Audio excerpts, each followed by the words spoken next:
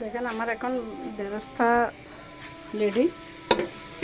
আমি চুলাটা বন্ধ করে দেবো, কারণ আমি ব্রাশটা নিয়ে এসেছি, আরও দাগ বেশি কালো হয়ে যাবে ব্রাশটাগুলো। আমি ব্রাশটাগুলো এখন উঠে রাখবো। আমি পেঁয়াজ দিয়ে করছি এগুলো, পেঁয়াজের ব্যবস্থা।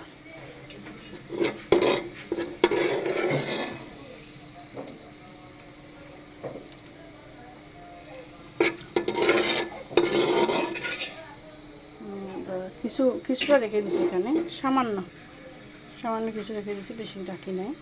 সব ব্যবস্থা কিনে আমি নিয়ে নিয়েছি এখানে।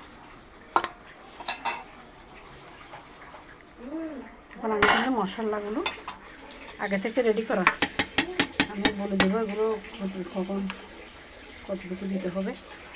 আগে থেকে রেডি করা সব মশলা কিন্তু এখন আমি ঢেলে দিচ্ছি। দিলাম আমার বাসমতি চালের এটা,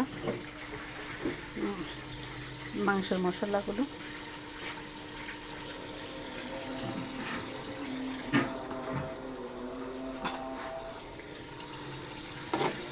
ভালো করে কষে নেব। আমি যদি এখানে ঘি ব্যবহার করবো, এই জন্য ইয়া দিছি, তেল কম দিছি। ওইদিকে আবার আমার মাংসতে কিন্তু প্রচুর চর্বি, আমার গরুর মাংসতে কিন্তু প্রচুর চর্বি, যার কারণে তেল কম দেওয়া হয়েছে। তেল বেশি হলে তা খাওয়া